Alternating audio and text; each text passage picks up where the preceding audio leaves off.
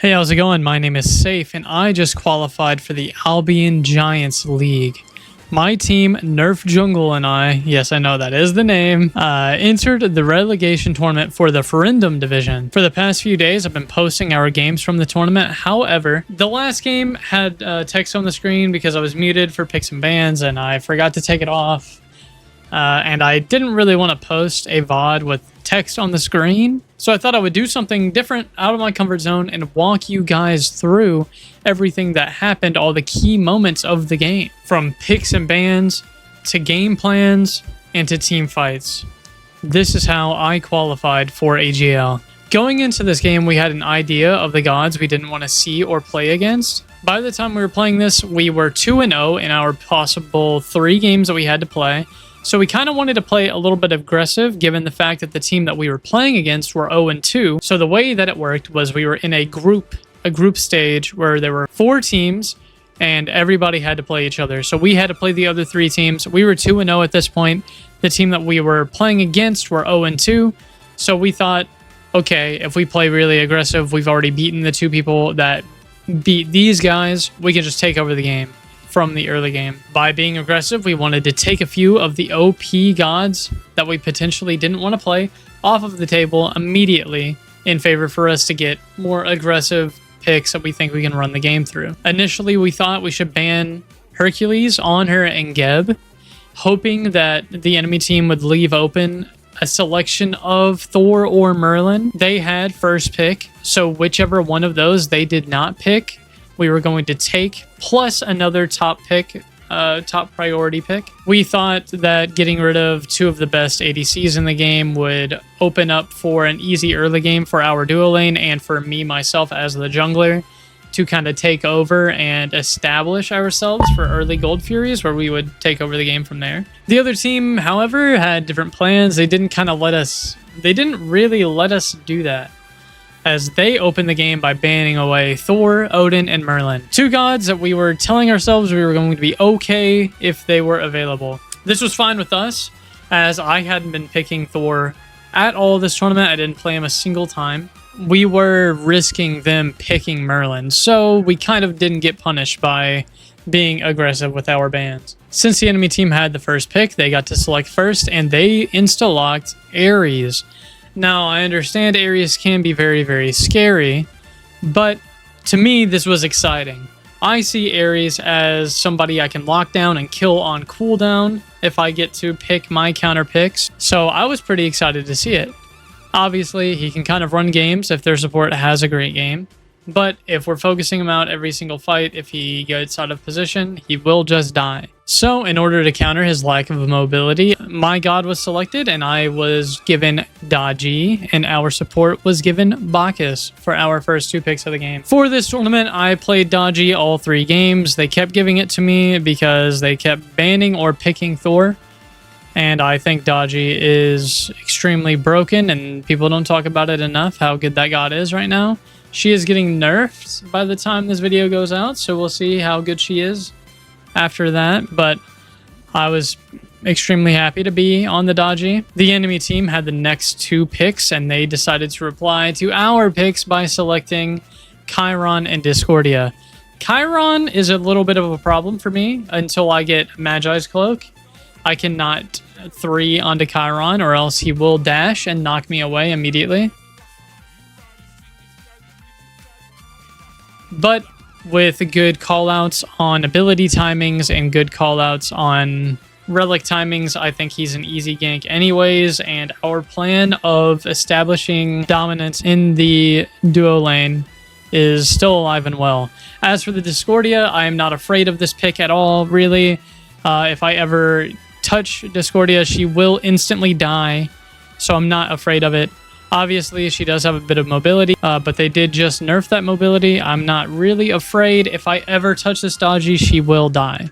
We spent a while thinking about a mid laner to grab next, and I believe we started the conversation by saying that Hecate was open and we could pick that being one of the best gods in the game. But I had my reservations about that pick. I didn't think that it would be a good pick because with our game plan of winning the game extremely early, I really wanted to pick something really high pressure, insta-kill burst damage, and I threw up the idea of Ra, or I was going to, but my mid laner read my mind and said, why don't I just pick Ra instead? And that's what we did. Our solo laner decided that he wanted to play Sun Wukong for some more dive potential, high CC pressure, a great ult.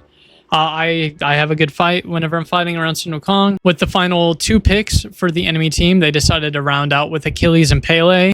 Pele aspect in the solo lane and Achilles aspect for the jungler. This to me was awesome. This was great to see. In my mind, seeing these picks meant that as soon as we established any pressure that we were basing our entire early game off of, they wouldn't be able to do anything about it other than lie over and die. Daji commands the jungle in this matchup, in my opinion, if played correctly.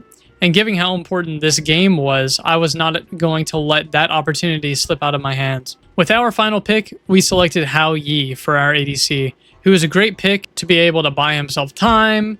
He can really assert himself in lane. He does well in 1v1s. I think it was a great pick, especially with a high pressure like Bacchus. Bacchus, Hao Yi into Ares, Chiron. If any of them get jumped on, they will immediately die. Obviously, Ares, if he's hitting his chains, is a problem. But I think we were kind of banking on just catching him out of position and killing him. So that was the end of picks and bans.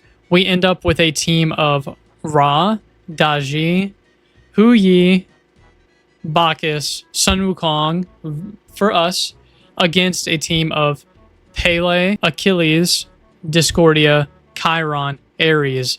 They had a pretty good team. I do not believe that Pele aspect is very strong. I also do not believe that Achilles aspect is very strong, especially not into this matchup. So I was feeling very, very confident. The game started out with an early kill in duo lane as their Ares decided to step up too far into a high pressure Bacchus and Hao Yi lane. Like I was saying, their mid duo gave us oracles in favor of taking the speed camp in mid, so I decided it was time to play a bit aggressive and invade their Achilles immediately. The quicker I establish myself over him, the better, considering what Daji can do with the lead in this matchup. Fast forwarding to 3 minutes into the game at the first rock spawn, the Achilles is already a level and a half under me, and instead of going to the rocks and potentially fighting us there, he decided to go for a gank to our duo lane. To me, this has sealed the beginning of the game and potentially closed the opportunity for this guy to ever beat me unless he gets an insane double kill or something. But I trusted my guys to live the gank from a level 3 Achilles, which of course they did. I get all of the rocks and pressured out Pele's beads and ult in the process. Our duo lane gets another kill in this area about 4 minutes in, and this early game is looking pretty cooked for them. I'm level 5 before their jungler. Their support is still level 4. It's time for us to press on the gas.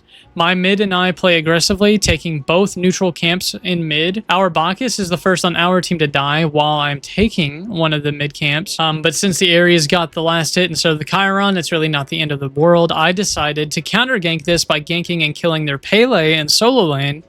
And to my surprise, their response was to immediately pull the Gold Fury. Our support was back by the time that they had pulled this. So they had no time for this. I saw this as a Hail Mary play by them since every single lane of theirs was down. Their jungler was 2 levels down. I had already been invading their camps. This was them saying, we are getting desperate. We need to do something. This guy is not over here immediately. We can maybe pull a gold here. But because they had already given up pressure in mid, allowing for me and Ra to take oracles and the speed and the mid camp, we saw them do this before they got any damage on it. Get it? I think like they're so far behind already that they kind of needed to go Hail Mary, but it's a terrible call because you guys are all there.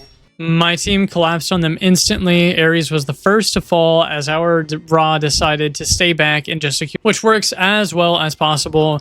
We get gold, picked off Ares, and this was all right after I got our solo laner a kill. We were passively up at this point by 1,000 gold. Now we had extended our lead to 3,000 gold. Fast forward a bit, and during a fight in mid lane, I guess I was not thinking or something because I completely inted, and we threw a bit of our lead fighting for the beacon. Thankfully, Hao Yi was there to at least get us a kill back, so it wasn't all bad.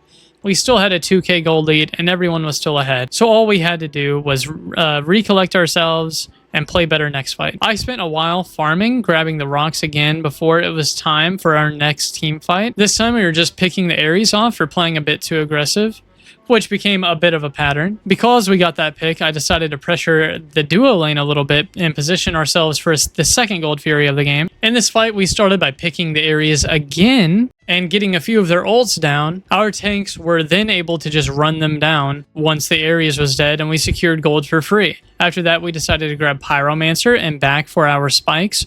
Once I backed, I now had full Jotuns and full Hydras. I'm now hitting like a truck and my abilities will always be up.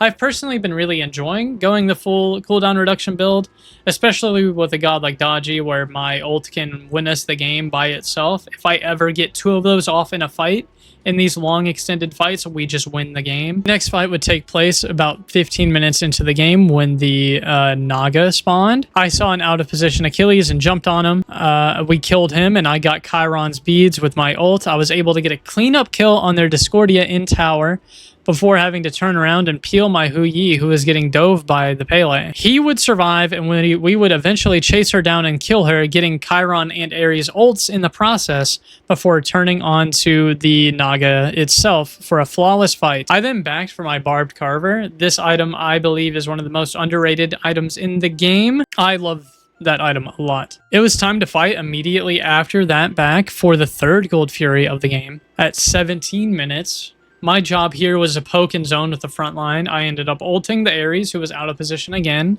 for an easy gold plus a kill. We won the middle beacon again off of that pressure and used it to push some lanes down, which we then used to get a free Pyromancer. And since we never used our first Pyro Bomb, we just quickly burned and double bombed the FG for a free Fire Giant. The enemy team wasn't able to get there in time. They showed up late, and we were able to quickly pick off the Ares and pressure out some of their ultimates.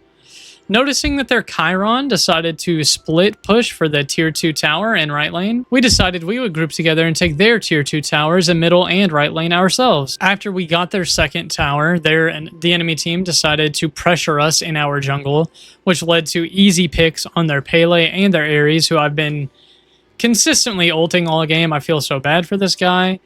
Since we have FG sustain and raw healing, we just waited for our minions before pushing down the middle Phoenix. After we got that middle Phoenix, we were basically back to full, so we could easily take the right Phoenix as well. In the process of taking that Phoenix, our Bacchus found an easy flop into kill on their Discordia, picking her off immediately. While we were walking away after what was admittedly a fantastic Fire Giant, where we got 2 tier 2 towers and 2 Phoenixes, we decided we would play it slow. We were already up by 15,000 gold. We were just going to take another Gold Fury and back for our spikes and get ready to fight for the next Fire Giant. But the enemy team had other plans. They decided to press us again in their jungle, and I will just let the fight itself play out. Wait. Right here. They're coming again. We can... No way they're walking up again, man. Can we kill Chiron. them and just end? I think they just want this game to end, and I'm with them. On the left. On your left.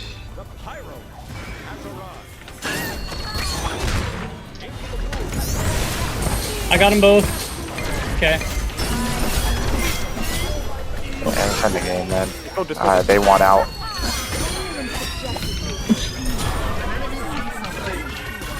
Yeah, they just went out. Alright. I'm dead, man. No. The Pele just ulted me in the back. No. That's new, I think. Nope. I'm killing Titan first. GG's, guys. Oh, great, man. 2-1 and 12. She just had to kill me before the game was over. Good fucking shit. And that is how I qualified for the Albion Giants League.